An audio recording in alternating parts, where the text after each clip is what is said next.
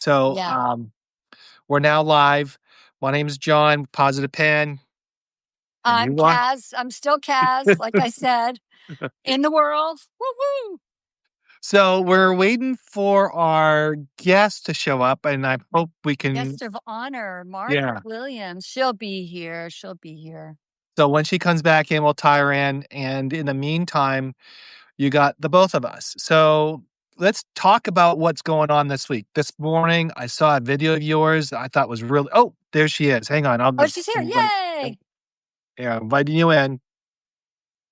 Letting her in. Come on in. Da-da-da-da-da-da. Margaret! There, see? Hey, Margaret, how are you? Okay, good. I tried to get in. I'm like, what's going on? It's technology. But the devil is not going to win, okay? All I is hear ya. good. We just ended up introducing ourselves and starting out, as I say, somewhat feral. So Here we are. It's up So- from here, okay? here we are. So, Margaret, why don't you introduce yourself a little bit and who you are, even though the internet knows you already? Yeah. Yeah, right. Margaret Williams. I am the publisher of the Empowered Leader. I am tomorrow. It will be my last official day as an Army civilian with 39 years of service, and then they will tell me, okay, once I'm no longer on the books, they'll tell me how much of my sick leave will convert to service time. Maybe I'll get close to 40, but I won't get close to 40. You know, they find a way to screw you, whatever. But here we are.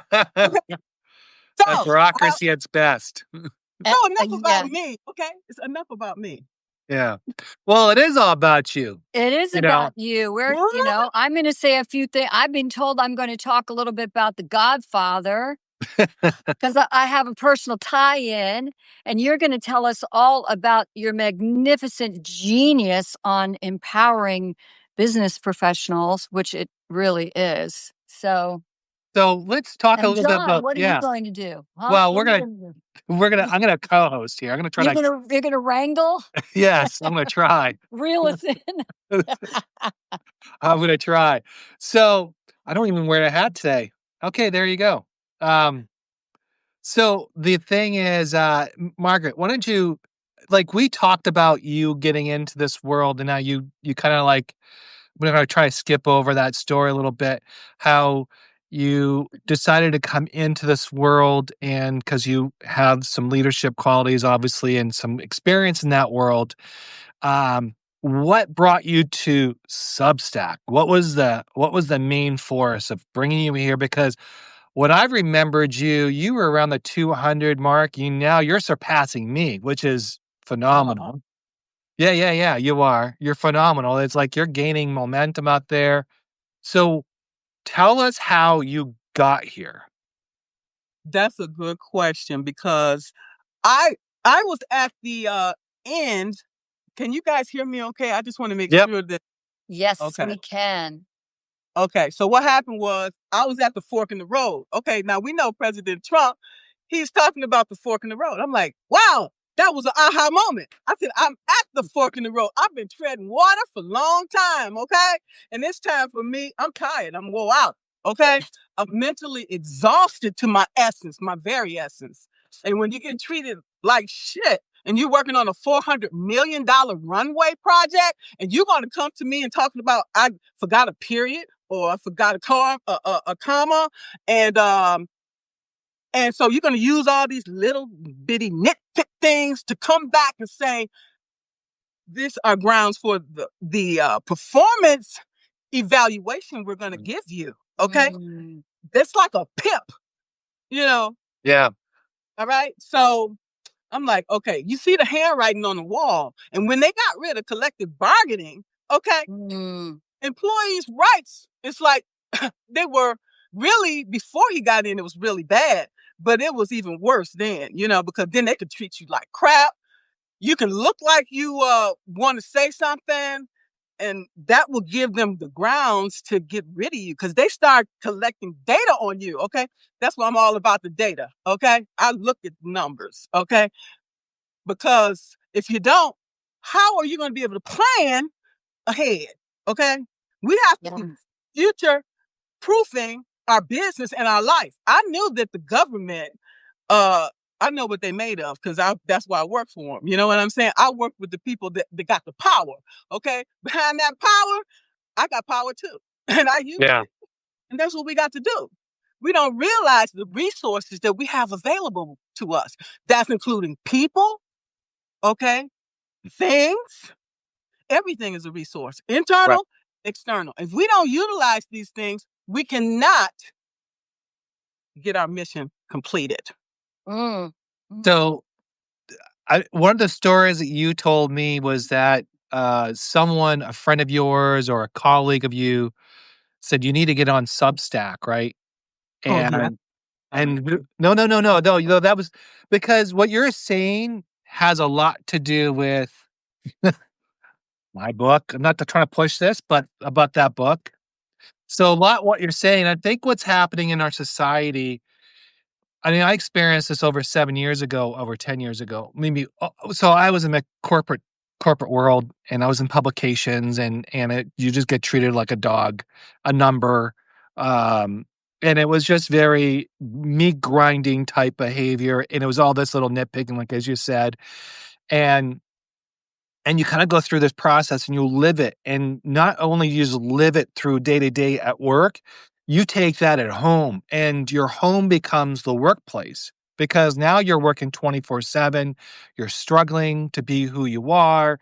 And then all of a sudden you're making compromises in it at work. You're like, okay, well, I can answer this email, or yes, I can do this, or yes. And all of a sudden that becomes more of like, it consumes you. And then on top of it, I'm in my situation, I had a very toxic relationship with 3 kids, and that was it. And then I had properties that I owned, so it was like a big, huge chaos in my world, and I was stretched thin. And in that process, I know you're feeling. You lose yourself. You lose yourself, and you don't know who you are, and you kinda hate yourself in some ways because you just don't know how to feel, you don't know how to please, you don't know how to because it doesn't matter what you do, because you know you have to have your job, you know you gotta take care of your kids, you gotta take care of your partner who's just toxic, and anything you build is really on pins and needles, and you just know it's gonna fall apart, and that's what happened to me. So I understand. So taking that out, getting the out now where you can, that was probably the smart move. But I wanna talk about more about how you went from there to here, and now you're blowing up, which is awesome. Well, I don't know about that, but what I do know is that I knew that the end was coming of my career. I could see the handwriting on the wall. I could sense, I could feel that the climate has changed. It was no longer the environment that was conducive to my health. I could sense. Oops. Sorry.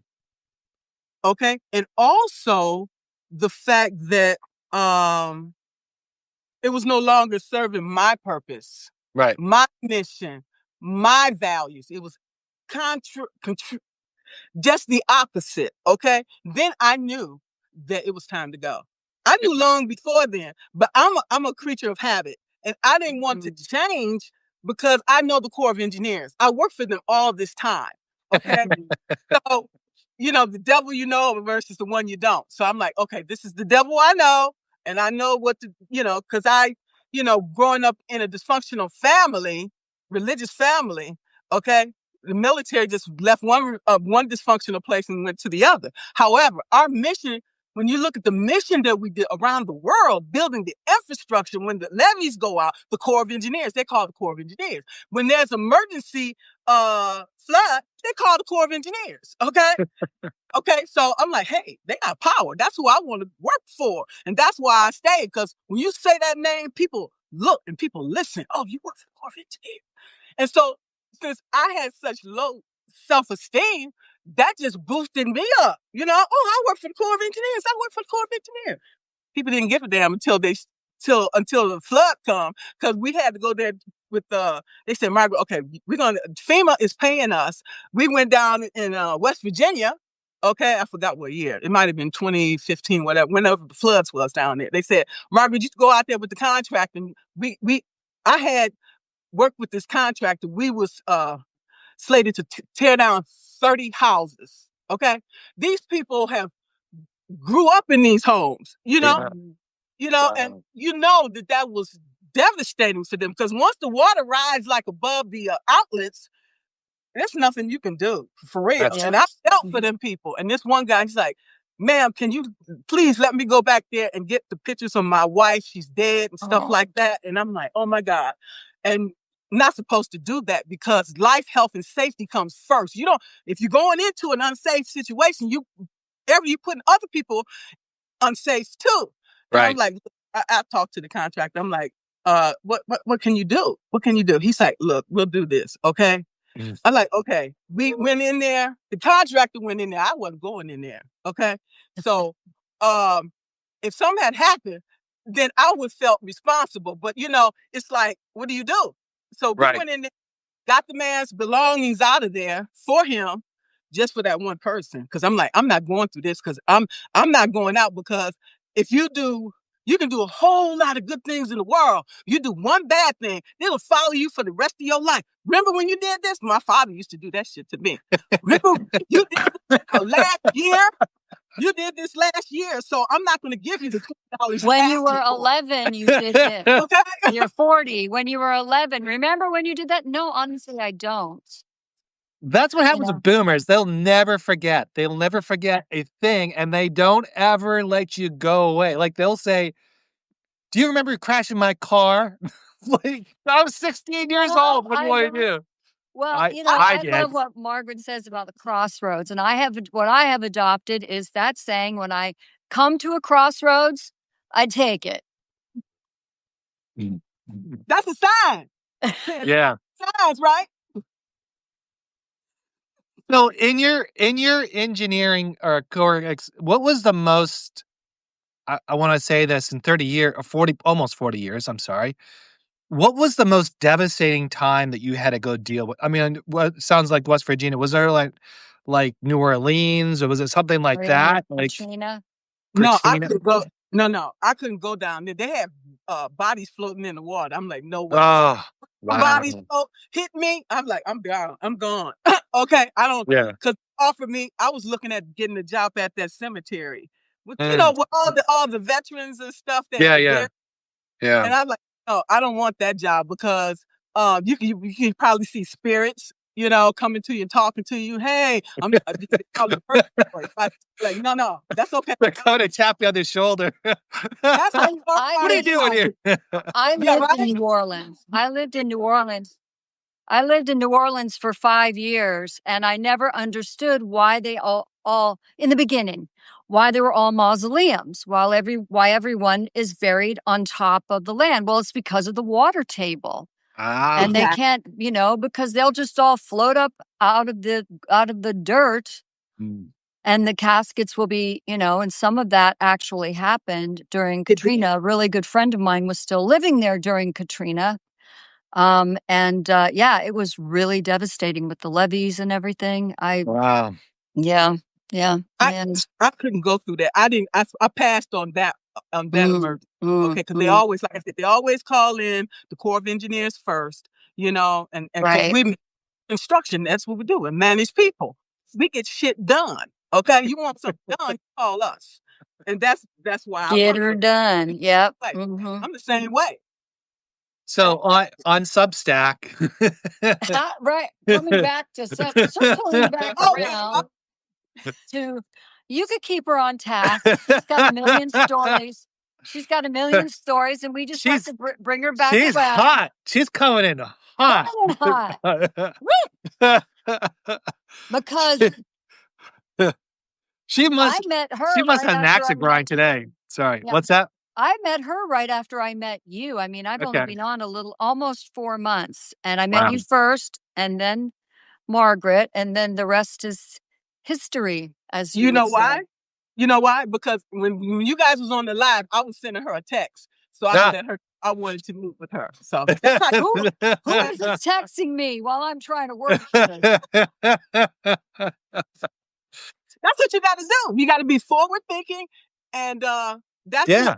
who wins. So- Okay, that's who wins. It's all about connection, conversation, and connection and communication. Yeah. That's everything. So we need to get her onto Substack because I'm chomping at the bit to talk about the Godfather.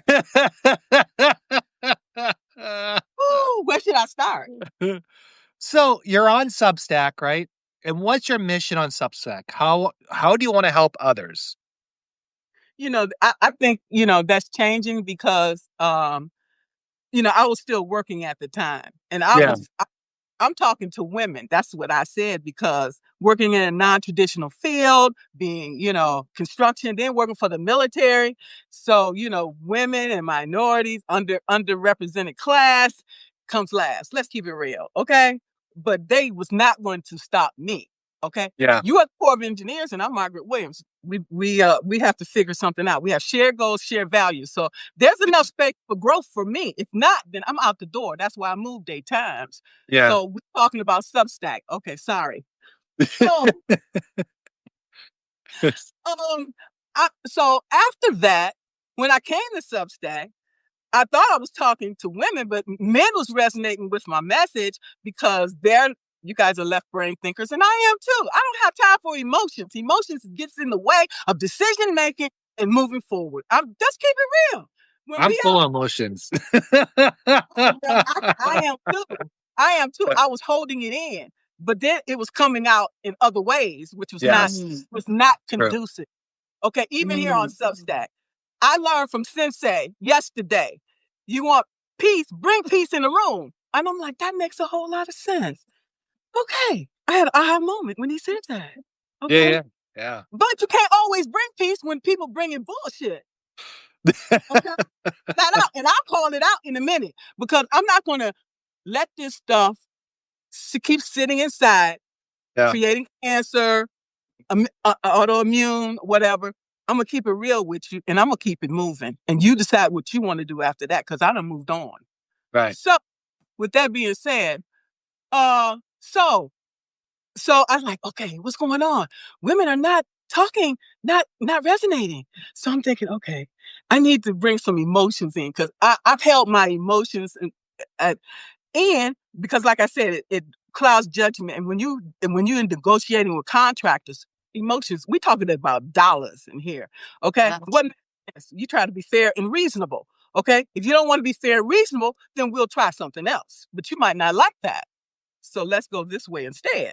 So, when I started becoming more heart-centered, what I mean by that is I started becoming more vulnerable and opening up and telling my story and the things that I was going through.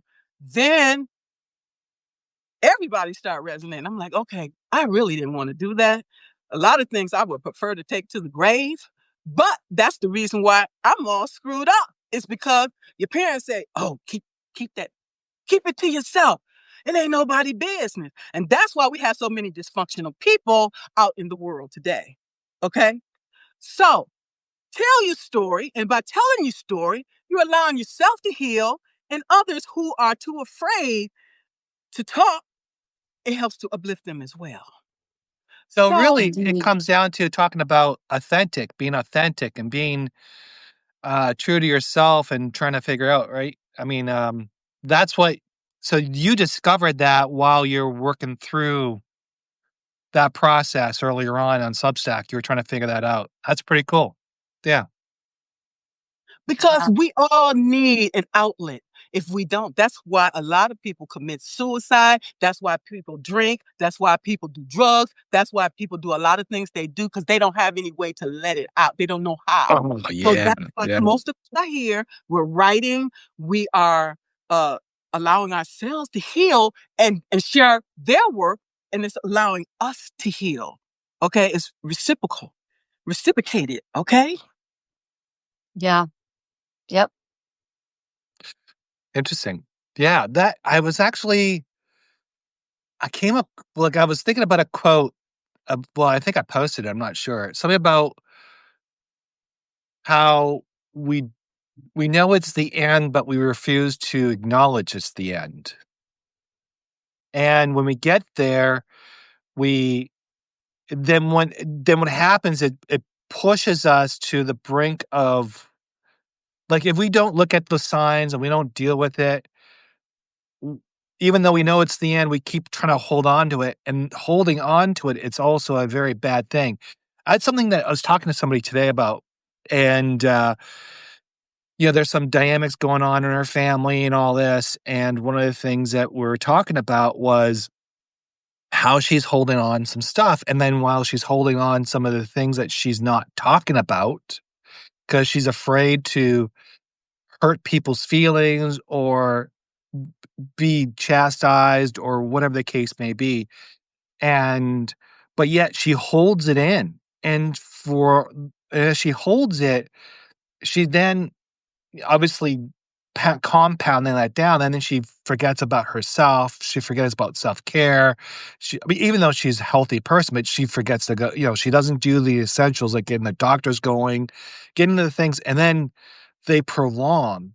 And then as they prolong, they it she just loses that touch because she refuses to have those conversations that you must have.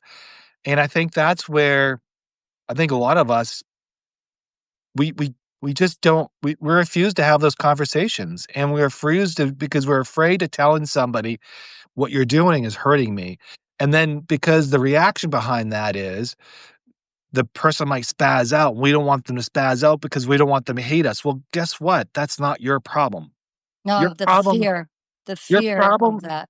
your problem is not to be like be nice and cordial, but the problem is you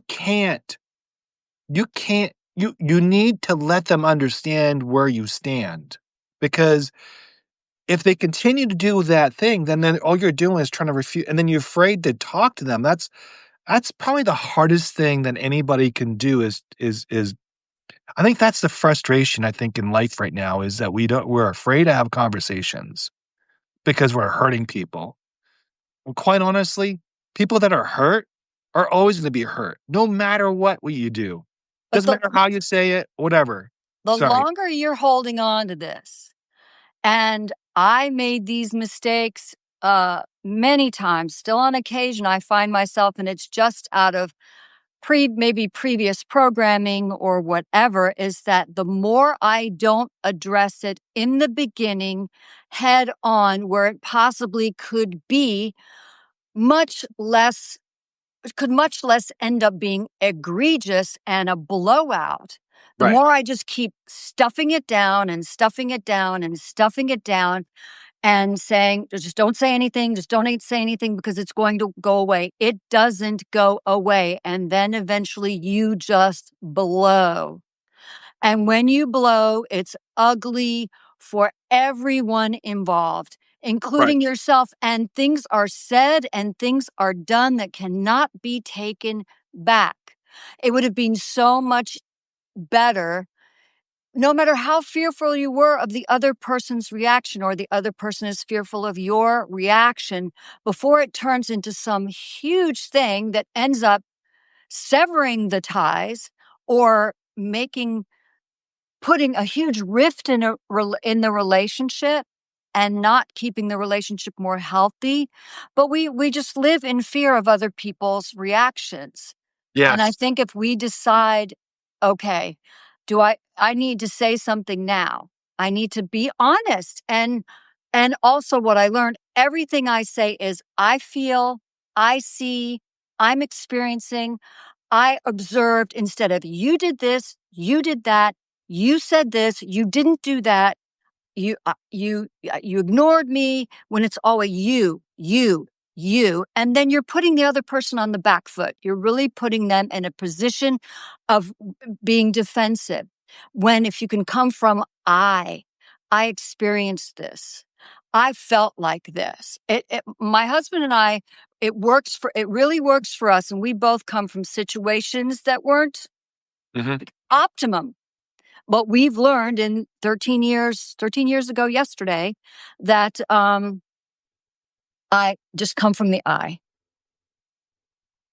Well, okay, so let's talk about I think this is a good topic because one of the things that I notice in interaction with other people, when you do have like when you're the adult, for example, Yeah. and you're having a conversation with somebody and then someone gaslights you.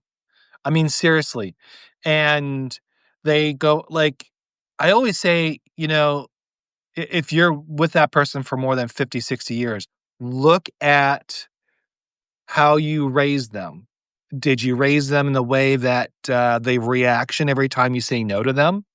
And if you say no, then obviously that's what they're going to be.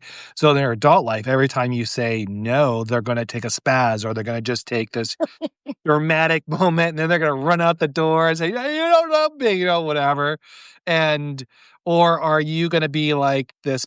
Or is the person going to be a lot more reasonable because or the parents took the time to parent them, meaning in a loving way where when they're in the situation of having a conversation, it's not an attack, it's not personal. I mean, I know obviously that's hard to do, but um looking at that. So my question is, when you got this person in front of you who is drama queen, and I mean this in a very negative way because sometimes that's what we're facing. How, as a leader or as a person, and KaZ, you're also one of those you can speak on this. What do you do?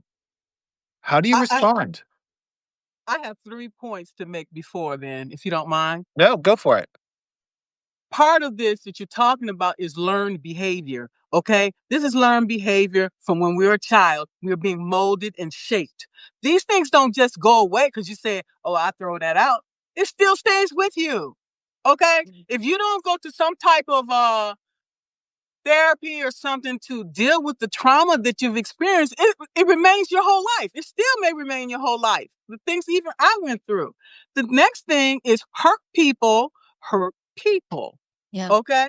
Whether they recognize it or not, it comes from your childhood, from that learned behavior. And like you said, somebody can say something and it triggers something in you. And it was probably something that you experienced personally from your childhood, from someone that you trusted. Okay. And that's the thing. The trauma comes from people that we trust. What you call them? A wolf in sheep clothing, Yeah. or vice versa. Okay. And the next thing is, a lot of times we do self-sabotage ourselves because we don't feel that we're good enough, and Yeah. that we feel that if we do something else, and somebody gonna kick us back down because Right. also trauma that we experienced. I think I got to a point in my life where I knew what transpired between my parents and me. I knew what my sister and I had to endure on several levels. But I got to a point that I said, when do I stop blaming them and start taking responsibility for my behavior now? When do I say, you just can't keep blaming your parents and then continuing the behavior, the reactions, the actions that came from whatever trauma that was. I decided, look, I need to heal this in me. They weren't able to heal what went on with them and the people that raised them. But I'm going to heal what went on with me, and I am going to take responsibility that now those actions, those words, that behavior, those responses are my responsibility. And it changed my life. It totally changed my life. Yep. Can I talk about The Godfather yet? We're talking about leadership. That the Godfather is leadership. Yes. Well, Yes.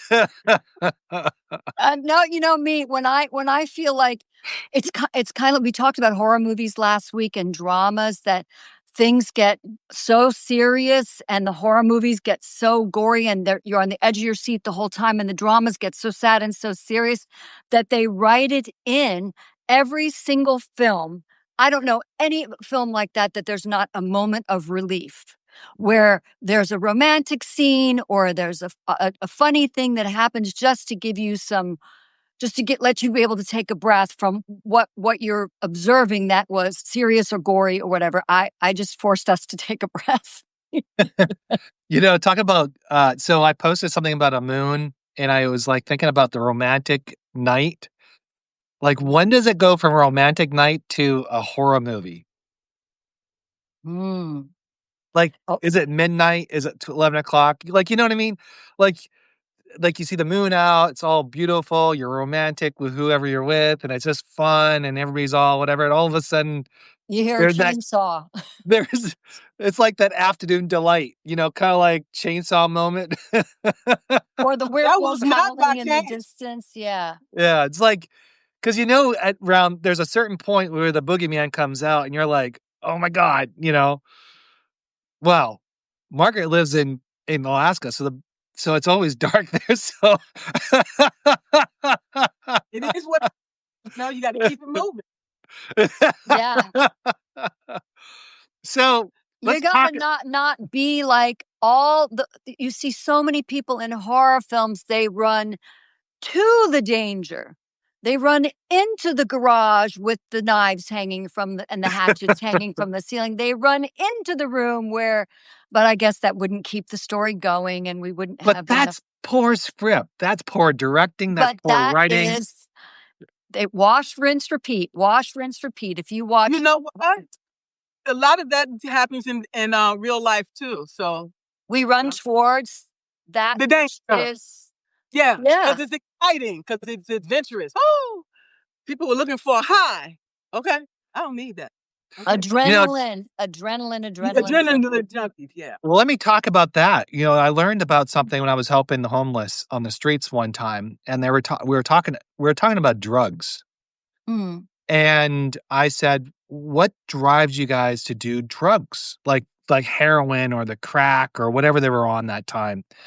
And they were like, it has nothing to do with it's that first high that I had and I want it back.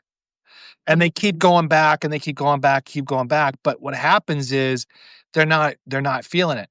But then someone dies because an overdose or fentanyl, whatever the case be. And then they'll go to that drug dealer to buy that because that was the best high. So they'll keep finding the best high until they do self-destruction of some sort. That's their mentality.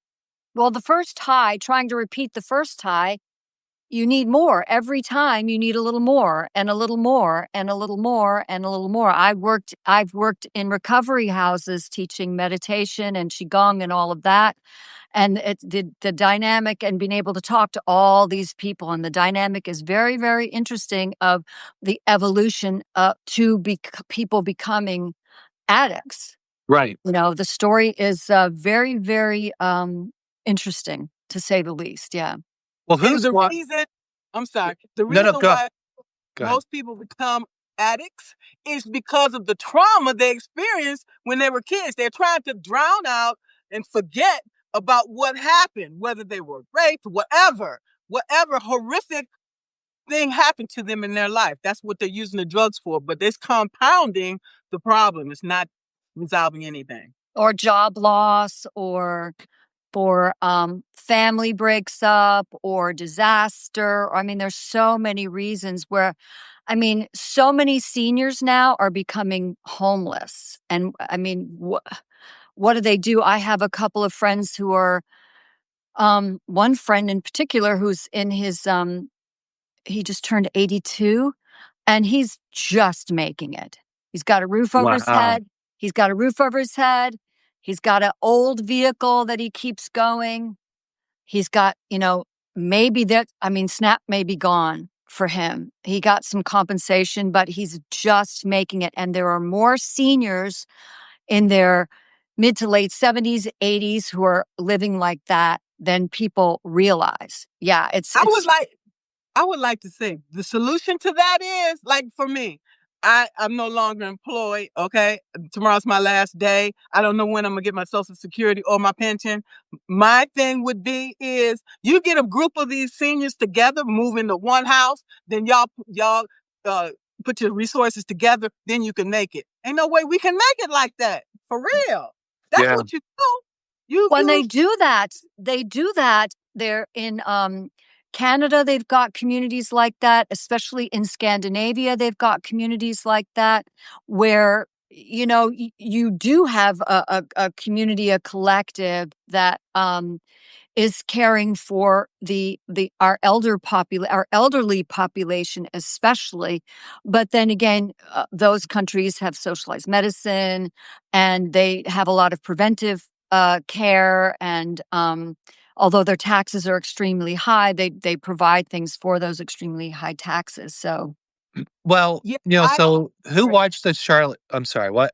I'm sorry. I lived in Israel where they don't have these senior citizen places that I know of. They keep the old people, elderly people in the house, because think about it. Who else is going to take? They can take care of the kids while you go to work, and they're teaching the kids, okay, their culture from the ancestors, okay, and it's keeping the elderly people young as well.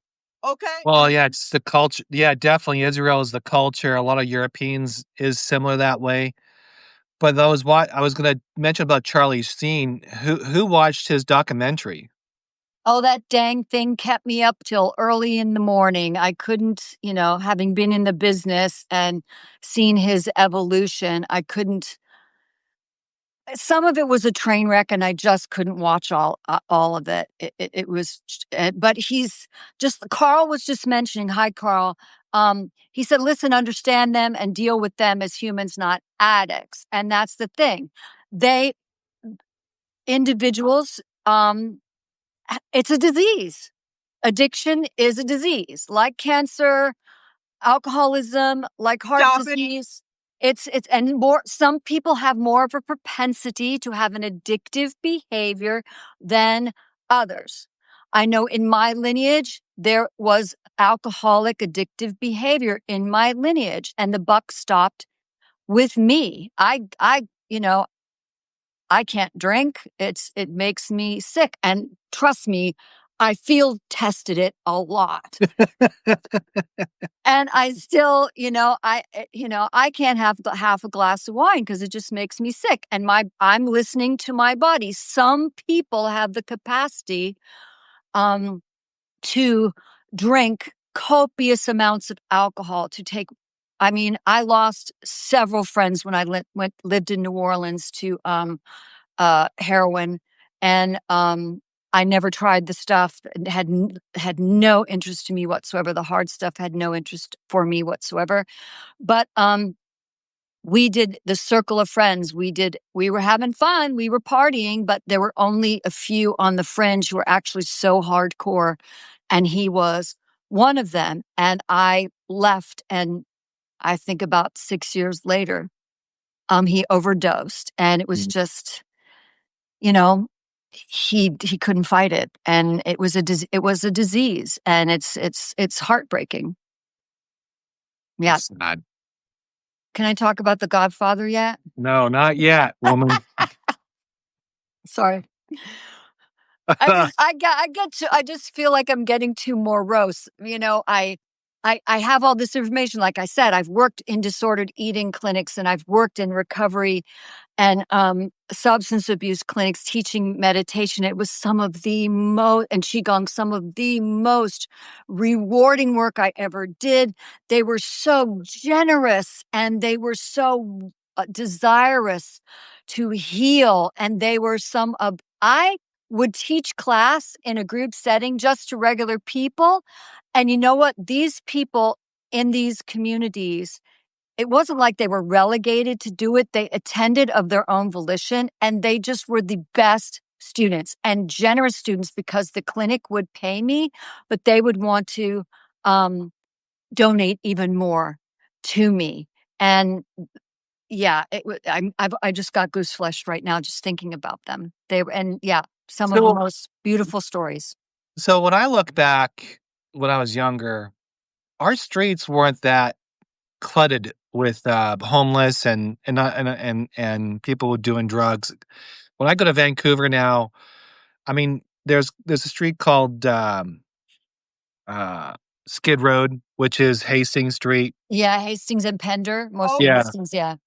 So that had, I mean, when I was there, it was the Native Americans or Inuit, like the that group actually occupied that, and they used to drink a lot of wine and all that. But they were always taken back to Riverside for clinical Oh, reasons yeah, and things right. like that. When they shut down the clinic, that safe, because the cop station's right next to there too, by the way. It's the police station's right there. It's probably one of the toughest neighborhoods in Vancouver. But what happened was, once Riverside was shut down and all the institutions were shut down, they all went on the streets, and they became part of the street that we Culture. see today. Yeah. And living in the United States, I see a lot of the state hospitals shutting down, and they're beautiful state hospitals. They're very beautiful. They're tranquil. I mean, yes, there's issues with the state hospitals in the past, but I always thought that's how we took care of our people, because if they're on the streets, that's a cost, not just to the city, to the police station, to the hospitals, to the social workers. All that is a cost. Now, I don't mean to just pick them up and discard them. That's not what I'm talking about. It's about caring for them in the same place so they have the right tools around them to move forward in hopes to grow. And I don't mean this to be, I wish this was a possibility that we could bring that back, because Yeah. when they decided to close down these state hospitals back in the 1960s, it's because they thought they were going to save money. They thought they were going to put this out in the community, and the community was going to help them. But what we did was we threw them back out in the wolves, and we just basically said, this is what it is. Live or die. And a majority of people who live on the streets die. Yeah.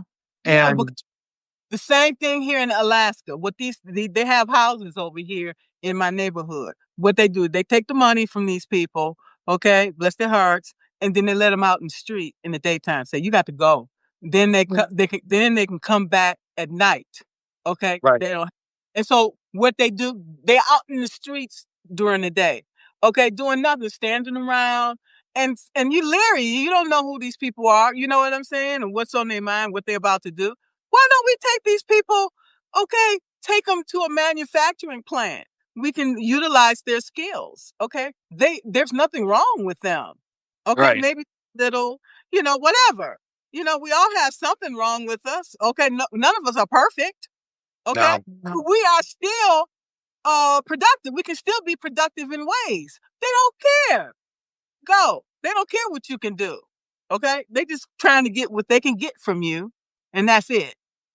John, do they still in Vancouver, in that Pender Hastings area, they used to have a place where addicts could go and shoot up clean needles in a clean environment. You had a private spot. If you were on methadone, you had a place to go. But if you were still doing drugs, at least they had a place where you weren't shooting out on the street, and you weren't using dirty needles, and people weren't spreading, disease. I don't, since I left, I don't know if that still exists. There is a clinic still exists, but what they've done was they take it onto the streets, and they're allowing people to do it on the streets. So with that, think about it. If you're a child, you're driving down, like Hastings goes, like I used to live, our family used to live in Renfrew, downtown, or in East Vancouver, which was a pretty tough neighborhood. But we would take the bus from Renfrew into downtown, and we would go to Woodward's, which was at a department store, which was kind of cool for Christmas and all that. Yeah. And talk about sidetrack. They had these little that I loved, when the windows were all decorated for Christmas. That was the best time. Yeah. So, and I gotta write the story about that. Anyways, as we're driving down, you see Skid Road, and you're like, oh my God, like, and you're like, that seems like as a kid, you start pondering, you start having these discussions with yourself, kind of like, wow, these people don't work, kind of just drink all day, what kind of life that is. You start questioning it, and then you're like, I really don't want to be there. I don't want to end up there. But what happened? This is where I'll end up. If like my mom would say, if you don't really work hard, this is where you end up. Ooh, ouch. Yeah. Yeah, but that was reality. But I mean, I'm you not have sure. Do you think kids really get it if you're walking down the street with your little children and you see something like that? Do you think they get it, or do they say, "Mommy, Daddy, well, how come these people are on the street or living on the street or just they're just on the street all the time every time we come down to whatever area?" And it's not just relegated to that. I mean, it's spread out. You unfortunately see homeless people everywhere.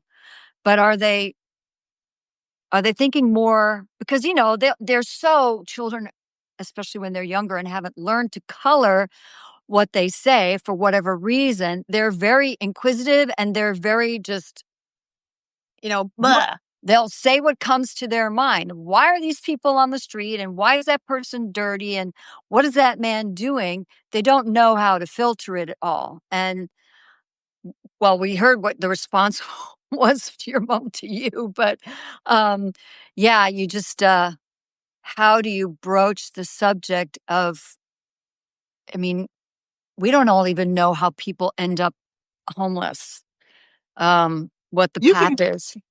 you just one domino effect. You can lose your job, then you become an addict, and then you become homeless. It's real easy. It's real. Things happen real quick. Yeah. Yeah. Yeah. That's why we need to be humble, modest, and why we need to show empathy and concern for other people. Because that's them today. It could be us tomorrow. Well, we're accepting. This is when I hear the word tolerate. I'm tolerant. I tolerate you.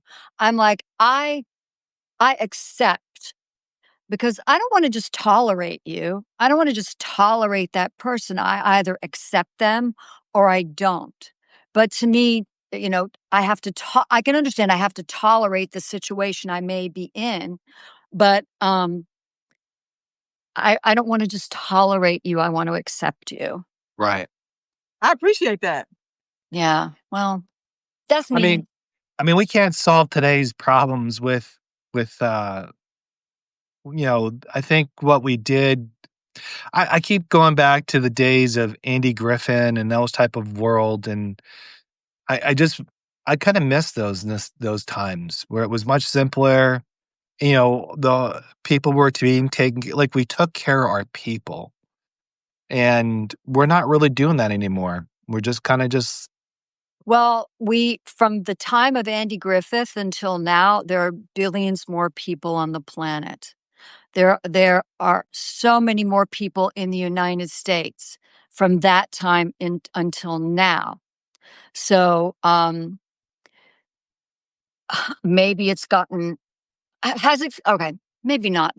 I'm of so many minds about this. There are a lot more people, and has that made it harder for us to take care of all of us?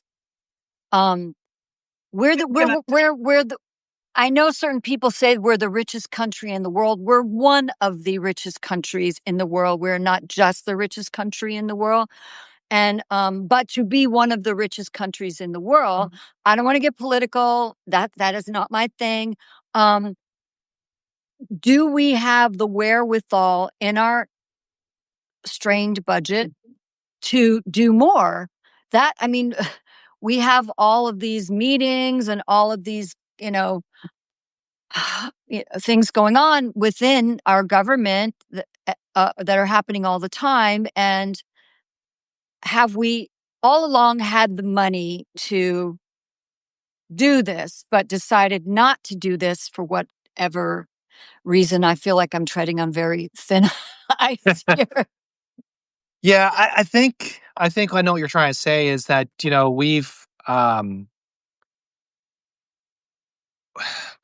like I don't want to get into the politics side of things because I don't want to go there, but the part of it is to really understand that you know, why our resources are limited to Americans. Like, why are we not taking care of them? Why are we not being more, understanding and taking care of them more? And it just seems like we're spending money, but we're kind of like throwing money at something and nothing's getting solved. And it seems like it doesn't matter what leadership comes in, the problem never gets fixed. And that's what comes into about leadership is when you see, and I'm going to say a little bit of this, politicians, they'll say a lot of things, but do nothing. And a lot of things you hear about leaders, it's a leadership issue, really, when it comes down to it. When you have a politician that comes up and says, I'm going to do all this, do that, and then all of a sudden they get in a position of power, like Congress or your local county or whatever, they turn around and they'll say, well, it's a lot more complicated than what you mean. And I'm like, no, it's not complicated. You got in there, it's saying you're going to do X, Y, and Z. Now you're saying it's complicated and you can't take care of it. So you're telling me you lied to the people about taking care of these people because now you got in there because we got you elected, more or less, and now you're not doing any of the things that you promised to do. So I just find that every year when it comes to politicians, and this is my beef on it, they all lie. They're not true leaders. They're just leeches on our society, and it hurts. And it hurts a couple ways. Number one, it causes division in our country. That's intentional, no matter what side of the political aisle you're on. It hurts Americans every single day, no matter who you are, pocket-wise, emotionally, physically, whatever. And until we heal as people, once we realize it's not us, it's them, nothing will ever get changed. Because if you look at my page, I don't talk about politics. No. Don't talk about whatever it is.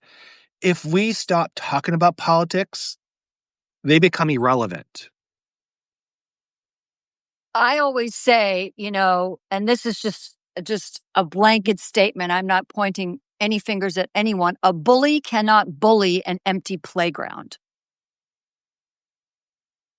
It's just all there is to it. So I've got 3 thoughts. One, I really want to hear Margaret's take on leadership. That might be my only thought. I think I lost. Oh no.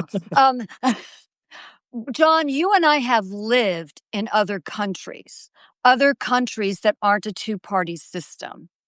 We've lived in countries that have, Canada has officially 5 parties, 6, Yeah. and you lived in Germany, right? And I spent a copious amount of time in Germany, in France, and when you are, as someone from the States, when you're exposed to, and Margaret was in Israel, but when you are exposed to how other governments, other countries, I'm going to say government, other countries function, you have a broader view.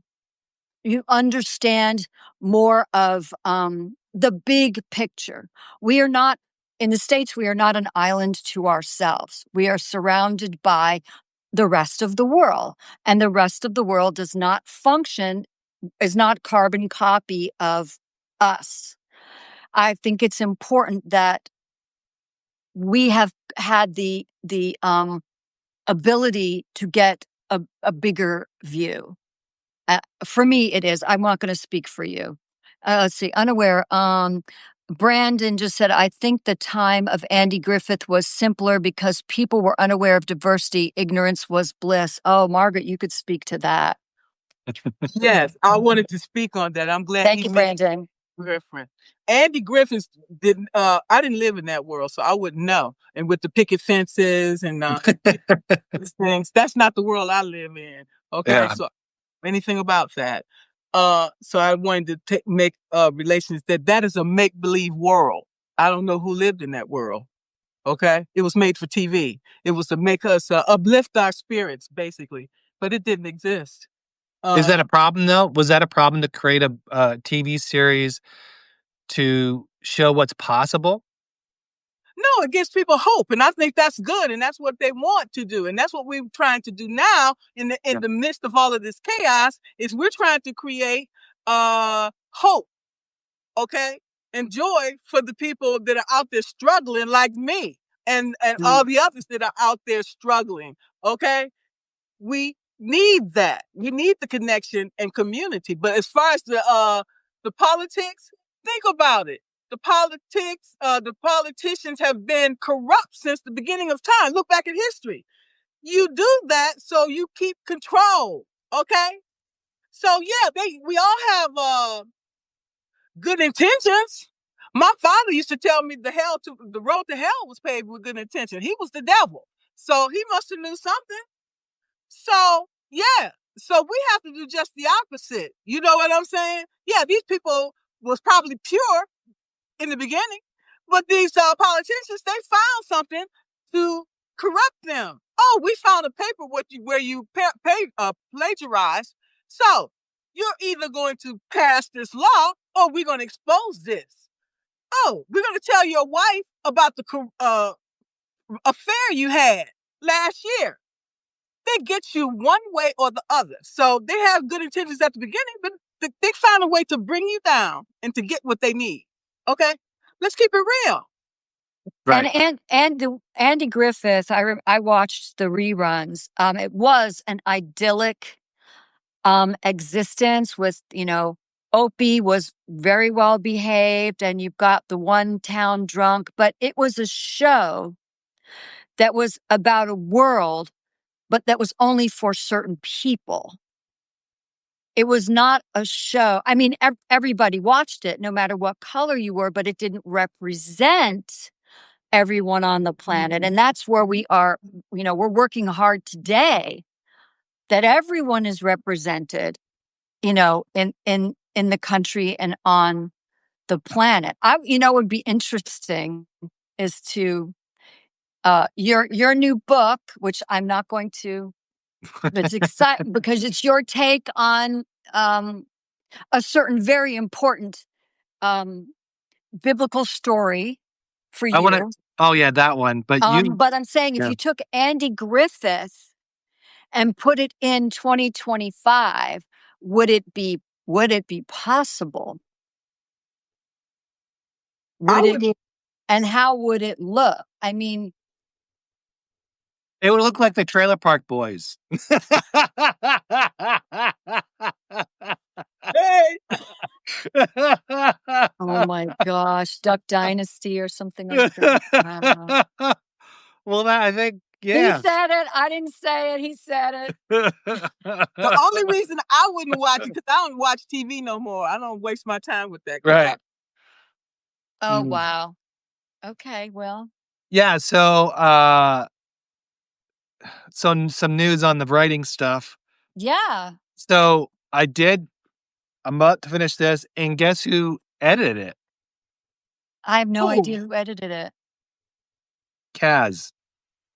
Right. John, sweetie, you did so much work already that you were and I've been editing books and screenplays and short stories for people for decades.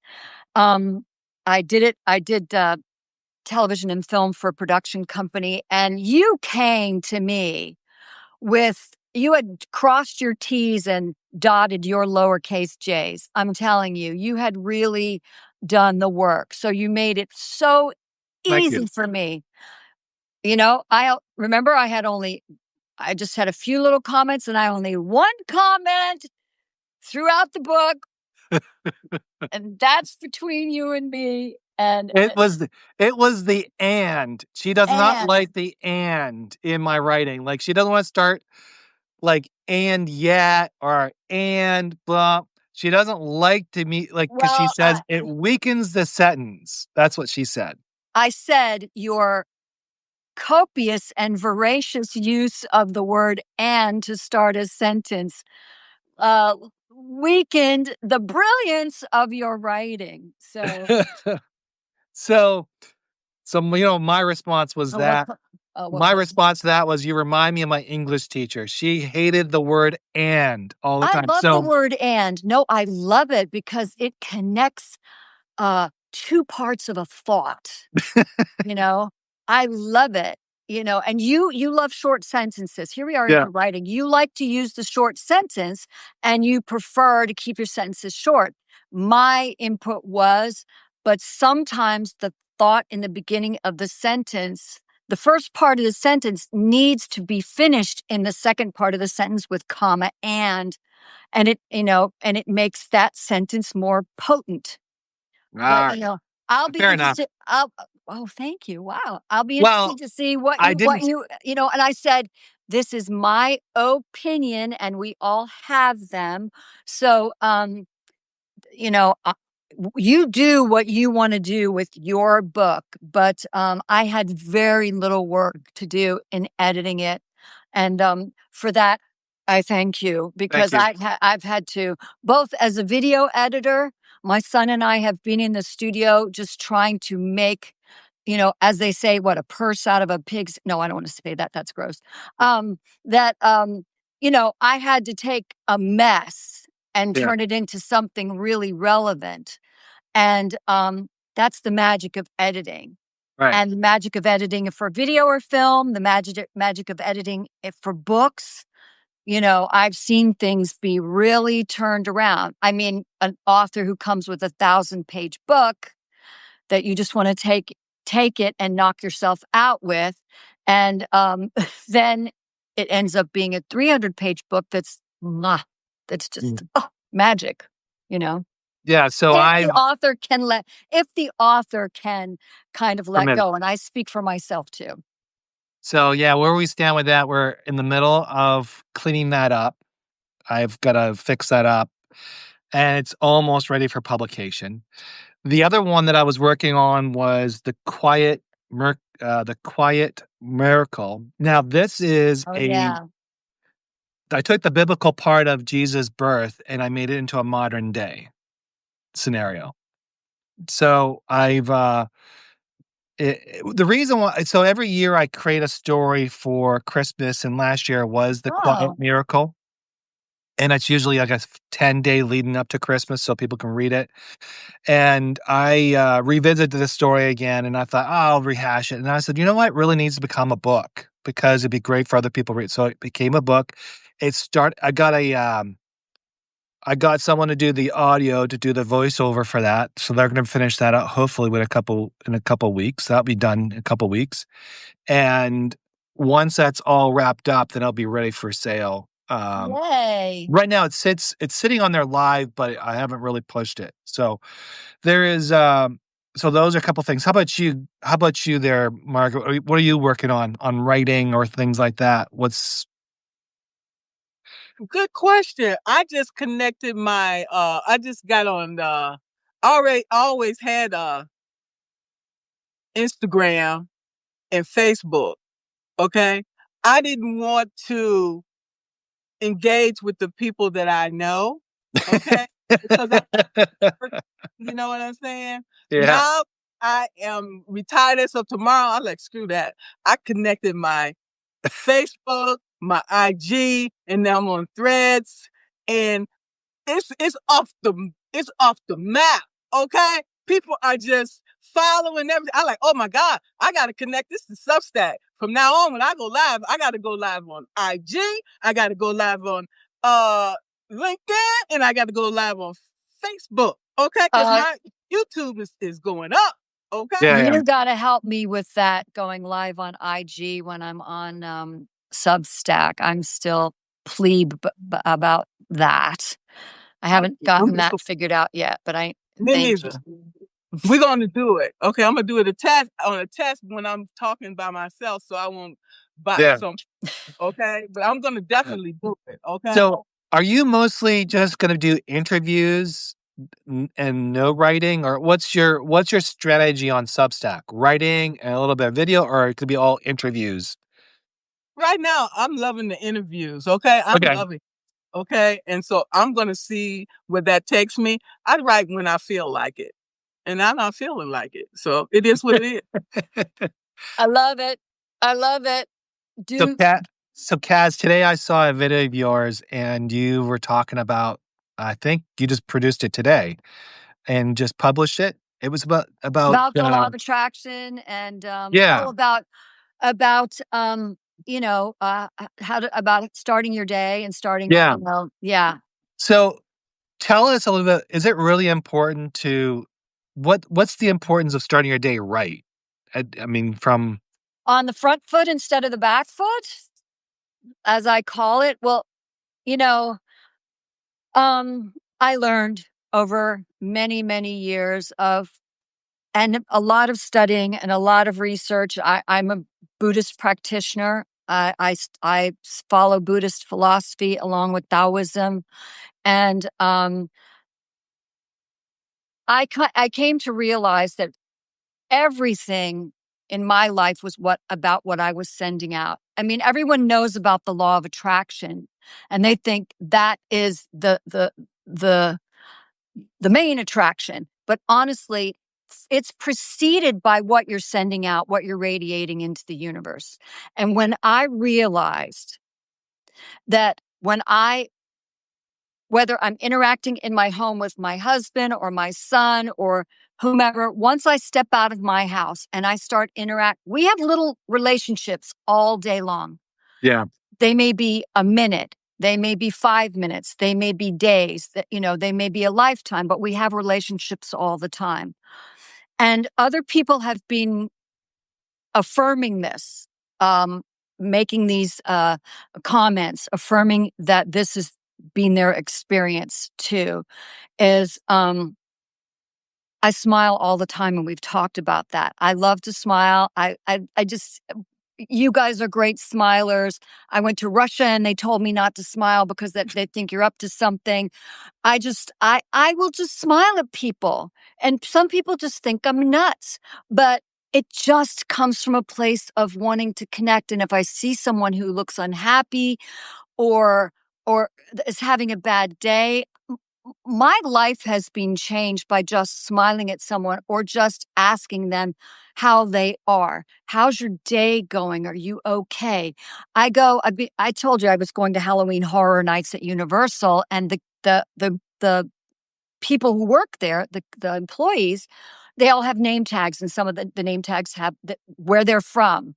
And oh wow, you're from Myrtle Beach. Well, that was my dad's favorite place to golf, and I spread his ashes in the ocean off of Myrtle Beach. And we had this great conversation for about 5 minutes that was I'm getting goose flesh again, that was so powerful.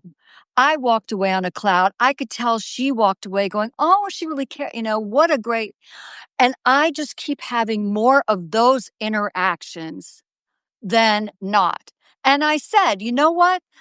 If they don't give it back to you, it's not about you. It's about them.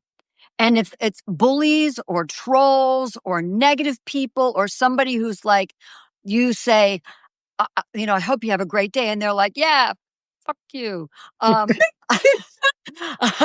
like, you know what? I'm not going to take that home with me. And, and I got really irritated by. KaZ, this is not the Joe Rogan show, by the way. Sorry. Pardon my language. You know what? It's going to come out every once in a while. I'm not going to apologize for it. If anyone is offended, yeah, no problem. namaste. But yeah, it's just it has made my life so much more joyful. It is, and I tested this. I freaking field tested this.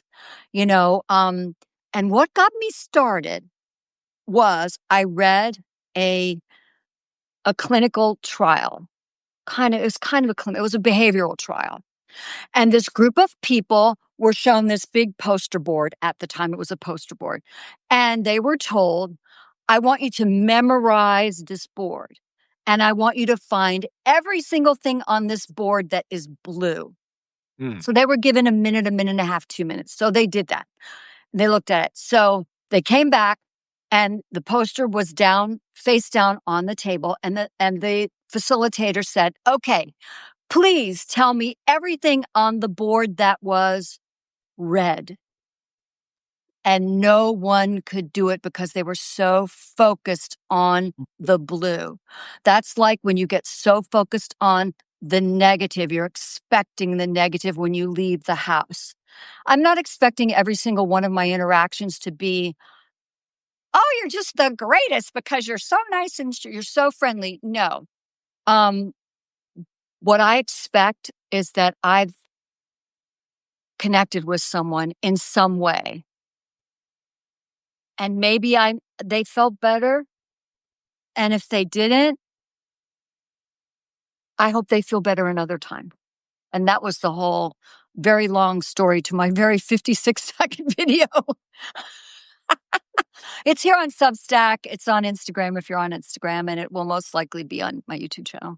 Yeah. So, Margaret, about connection and like we're talking about leaderships. We're talking about how leadership's supposed to lead, but in reality, it's about connection, right? Absolutely. Because I have an example where somebody who is so self in themselves and they play the victim, but they want to be so desperate a leader. But a leadership, like I remember someone telling me something, and I was just like, they want me part of something, right? And I was like, I don't want to be. I belong to a lodge, so I was like, they were like, oh, you should become an officer, and I was like, no, I don't want to be an officer. I got enough responsibility. I really don't care about the officer. I'm a member. I enjoy being a member, and that's it. But this other person, man, he would go. He wants to climb the ladder in the lodge per se, and it's like. But we were talking about leadership yesterday, and I was like, see, some leaders don't need the recognition to be something so that people respect them or find this gratification or something like that they're missing. Leaders just lead naturally, regardless of the situation. So, what is some of the traits of a good leader? One of the things, like you said, take the initiative. Okay, he wants to be a leader. Lead. Okay, what can you do from where you're at to lead from that position? And you do that well, then you elevate yourself up. So it sounds like this individual is desperate or they have low self-esteem, okay, insecurities. Okay, as a leader, I would take that individual, figure out what he does very well, okay, give him that. And as he builds his confidence, then he has to do like everybody else. You can't just jump the gun. I had to start from the bottom, okay? I was African female, okay? They was not going to allow me to just jump to the top, okay? I had to jump through hoops with fire in it and everything else, okay?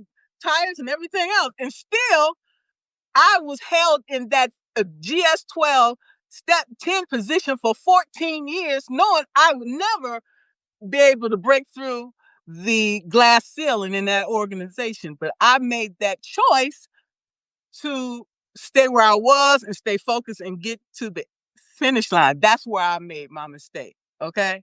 But that's okay. Tomorrow's the last day. It don't make a difference. I don't have no lesson to learn from that, but moving forward. Okay. Yeah. Keep moving forward. Don't look back. Look forward. Okay.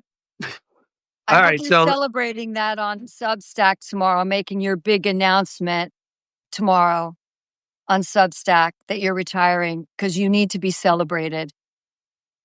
Well, thank you. I appreciate that.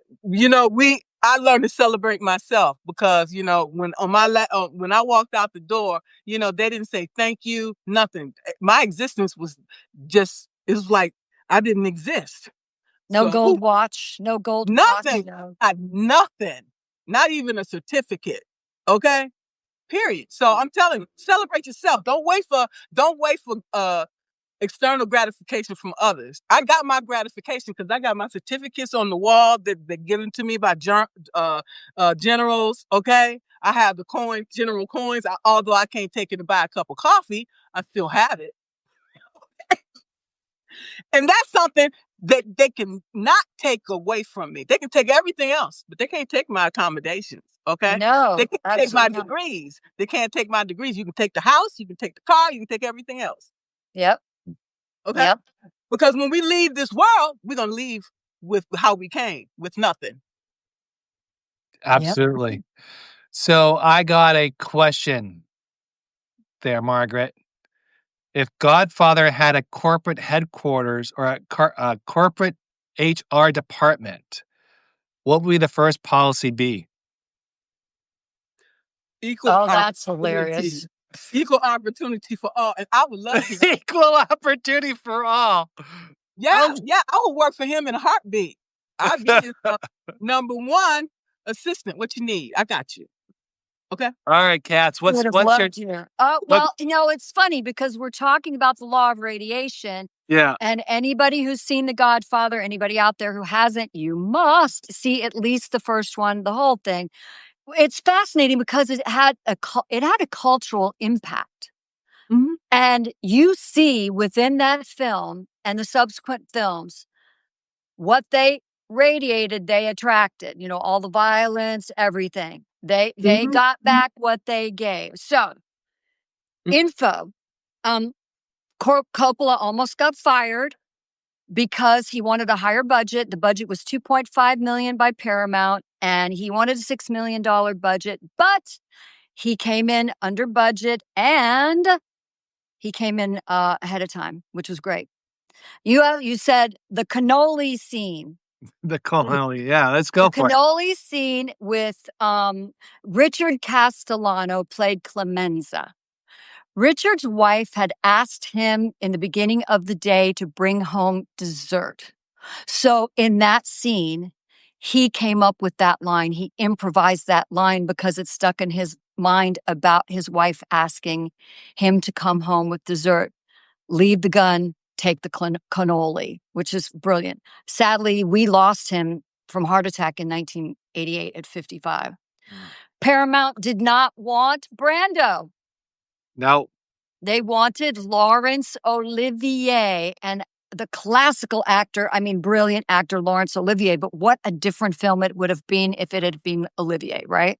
Yeah.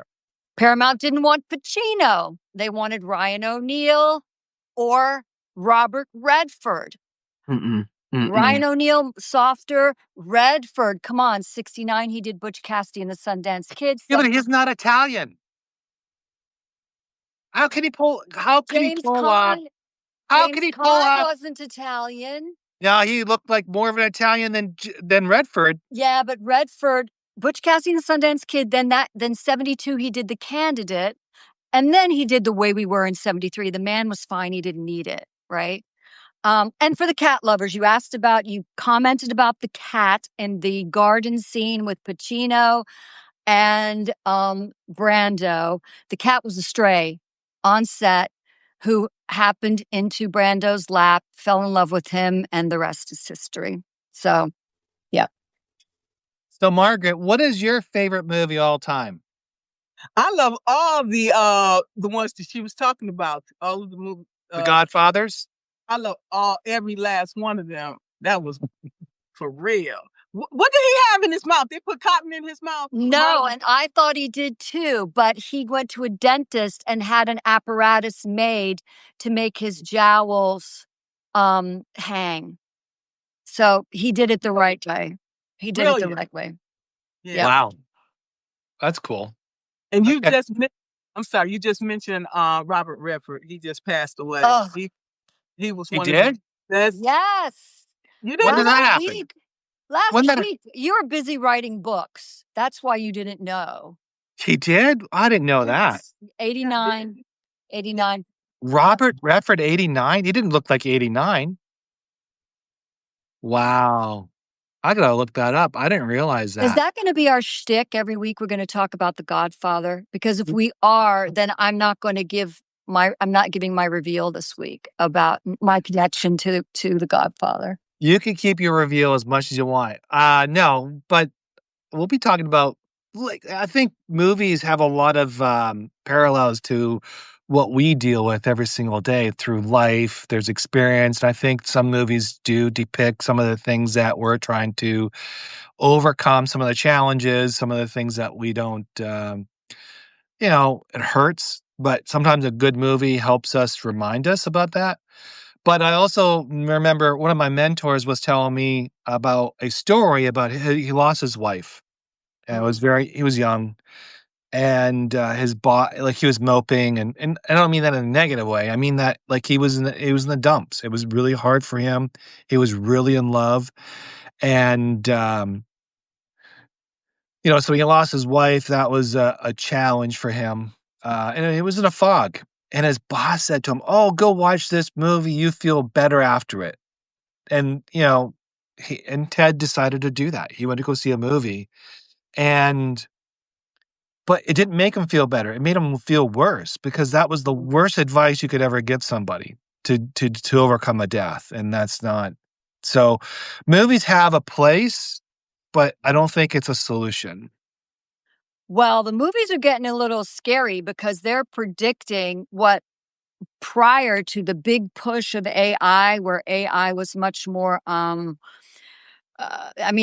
been around for quite a while, and I have an expert in the family, so we commiserate a lot. But movies like Transcendence or Ex Machina, Her, things like that, where these writers were expanding their consciousness and coming up with these themes that some of them are becoming feasible now. When we thought, Transcendence with Johnny Depp, where he puts his consciousness into a computer and can manipulate stuff, Right. or Ex Machina, where you have these android type characters, these robots that are very, very lifelike. And so, yes, films, I think, can be a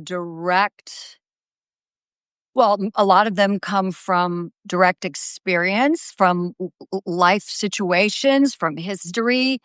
And then a lot of them are writers just letting their minds wander.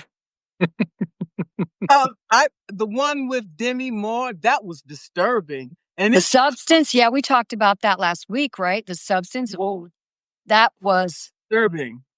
Yes. I'm like, oh my God, what we do to try to be beautiful? Oh. Don't get me started. Don't get me started.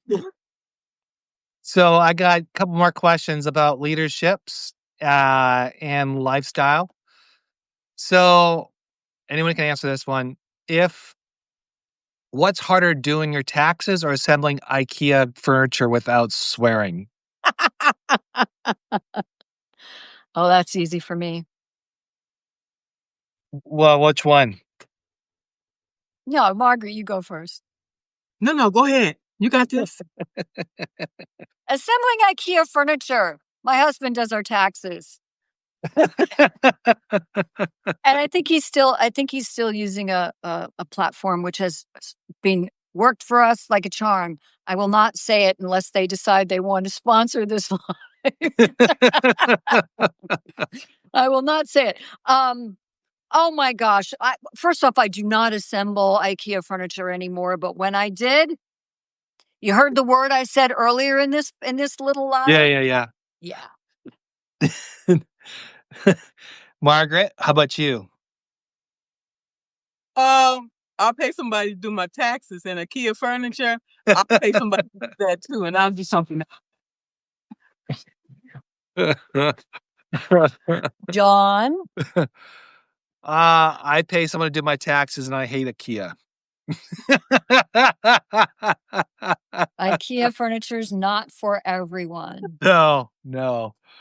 All right. So some leadership stuff, okay? So Margaret, this is up your alley. So you got to help me out here. If your leadership style were a pizza topping, which one would it be? Pepperoni. Pepperoni. Why pepperoni? Because without pepperoni, it don't taste the same. Okay, it don't taste like it's okay, but I prefer with the pepperoni. Okay. Oh, whoa. That's an interesting question. Because I'm thinking I don't eat pizza because I can't eat gluten and I can't eat dairy. But if I have a non-gluten, non-dairy pizza, what would What does that look like? what's Ah, Well, I can do cauliflower crust or gluten-free, flour and, my favorite, a non-dairy cheese, which if they would like to sponsor us, I'm not gonna give them a free plug. But, that's a tough one. tough one. Okay. That's a tough one. What would my leadership style look like if it was topping on a pizza? You go, John. Uh, cheese pizza. The cheese. Just cheese. No BS. Straight up. Let's just go. And all over the place. No. No. Okay. Pizza connoisseur here. No, pizza connoisseur. So Oh, you're there's Italian, duh. so there is cheese pizza and then there's cheese pizza. You can have do you realize how many different pizzas there are? Yes, that I There's like unfortunately can't 25 eat. different styles of pizza. Okay, so but I like mine. It's very I like David Portnoy, his one bite, you know, one bite pizza. I like it to be not firm but crisp, and I like the cheese not to be overwhelming and soggy. I like the bread. I like the taste. I like the sauce. Because even though it's the most simplest dish you could ever make, it could be the most complicated dish you can ever make. Because if you don't have the right ingredients to make it, which includes leadership, if it doesn't create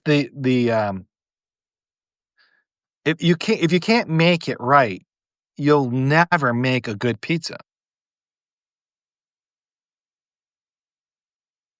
Pizza is a cuisine unto itself.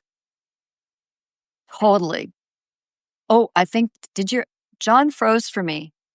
John's internet connection, oops, is unstable. He'll Uh-oh. be back. Mine was too. Oh, we lost him. Oh my He'll goodness. be back.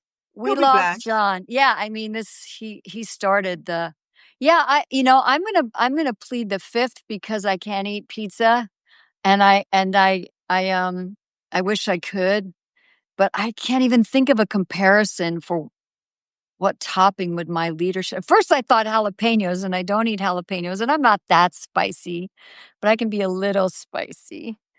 Well, I came from Detroit, okay? And Little Caesar's Pizza is really one of the biggest ones there, but I like Oh, Buddy's Pizza. I like Buddy's Pizza. I like the deep dish, okay? uh-huh. It's amazing. Oh yeah, deep dish. Absolutely.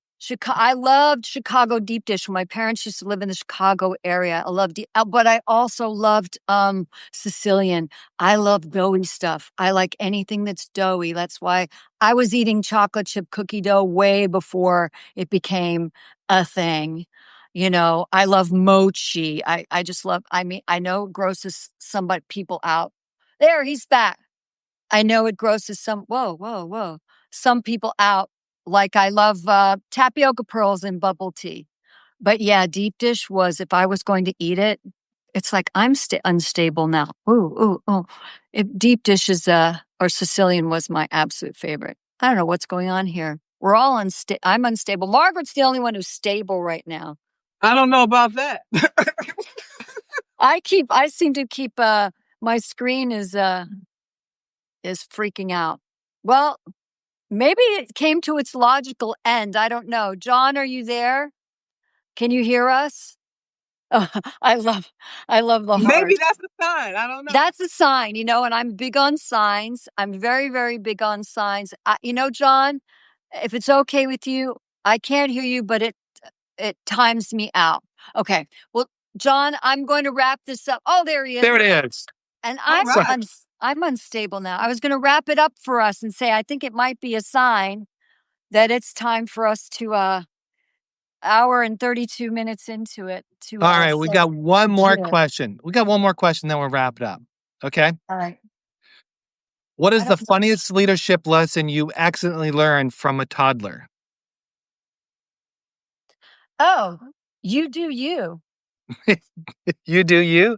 I had a young kid say to me, "Hey, you do you." And I thought that was just, I'd never heard the phrase, and this was a while ago, Okay. but it had been in the lexicon of Yeah. teens at that time. Oh, he was like 4 or 5. Oh, Miss KaZ, you do you. How That's about his you, life. Margaret? I haven't been around a toddler in a while, so I don't. I can't think. Okay. All right. Um, my kids taught me a lot. You know what? There's a lot of cool things that my kids taught me when they were younger. Aw. Uh, and I remember this story. I was so busy with the day-to-day stuff. And